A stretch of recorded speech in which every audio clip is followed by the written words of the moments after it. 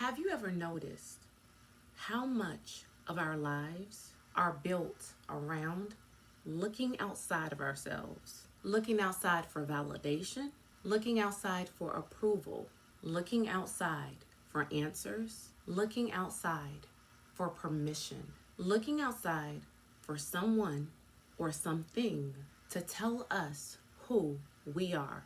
We have been conditioned to believe that the answers are always somewhere outside of us. But what if the reason so many people feel disconnected, lost, and uncertain isn't because they don't have the answers? What if it's because they've been oriented away from the very place the answers begin? Because before we create our reality, before we make choices, before we build our identity, we orient ourselves. And if we are oriented away from our very center, everything we create will be built from that misorientation. Welcome back to your Cosmic Sanctuary. If you're new here, my name is Elle, the Holistic Energy Alchemist. This is a space where we explore consciousness, energy, sacred patterns, and the deeper architecture of who we are. My intention is to create a space where we can begin to see ourselves, our experiences, and the world around us through a deeper lens of awareness. Because when we understand the patterns that organize our consciousness, we begin to understand how we create, how we heal, how we relate, and how we move through this experience called life. In the first part of the orientation series, we explored what I call the Great Misorientation. We explored the shift in humanity's center of reference and how the movement from a geocentric worldview to a heliocentric worldview reflects a deeper shift in consciousness. A shift from referencing the center within the experience to referencing a center outside of ourselves. And today, we are going to bring that same conversation inward. Because as above, so below. As within, so without. The patterns we experience collectively are also reflected within each individual. So the question becomes, how does the Great Misorientation show up inside of us? When we talk about orientation, we are talking about the direction in which our energy, awareness, and attention naturally move. Everything in creation is organized around orientation. There is always a center. There is always a point of reference. And where we place that point of reference determines how we experience ourselves and our reality. This is where we begin to understand the difference between a centrifugal orientation and a centripetal orientation. Centrifugal energy is movement outward. It is the energy that moves away from the center.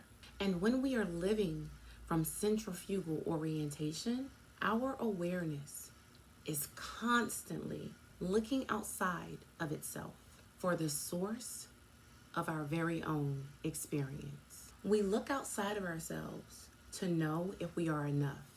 We look outside of ourselves to know if we are accepted. We look outside of ourselves to know if we are on the right path. We look outside of ourselves for authority. We look outside of ourselves for validation. And we can hear this orientation through our own language. They made me angry. They made me feel insecure. They hurt my feelings. They ruined my day. They triggered me. They caused me pain.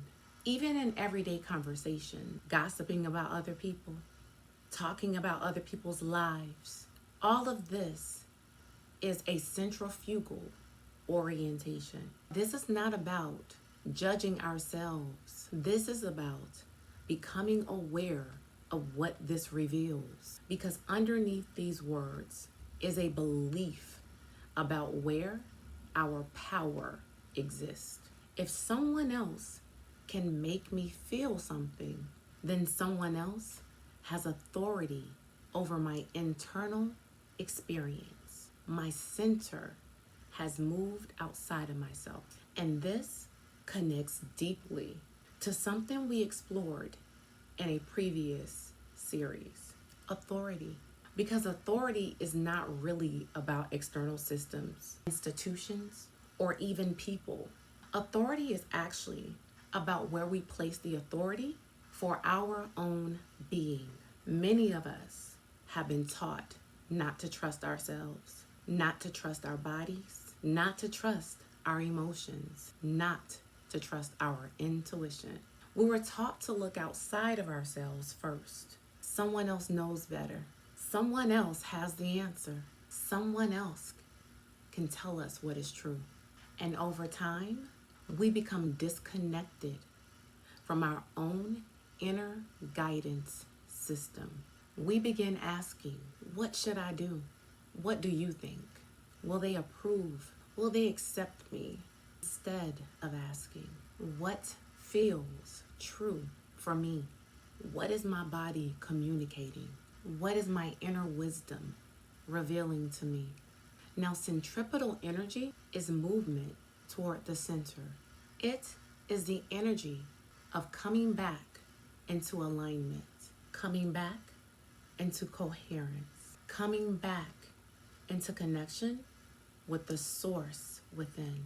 When we are centripetally oriented, we do not necessarily reject the external world. We simply no longer allow the external world to be the authority over our internal experience. We begin to use our emotions as information. We begin to listen to our body's communication. We begin to recognize our intuition as a spirit guide. We understand that our emotions were never here to control us. They are here to guide us into alignment. They are a part of our internal navigation system. They show us where energy is moving. They show us where we are in alignment. They show us where something within us is asking to be witnessed, understood, or transformed. Now, the process of reorientation is not about becoming something new or creating a new identity. It is about returning to the center of who you already are. A compass does not create direction. It reveals direction. But first, it must be oriented. And the same is true for you and me. Before our lives can truly reorganize, before our relationships can reorganize, before our reality can reorganize, our orientation must shift, because organization always follows orientation.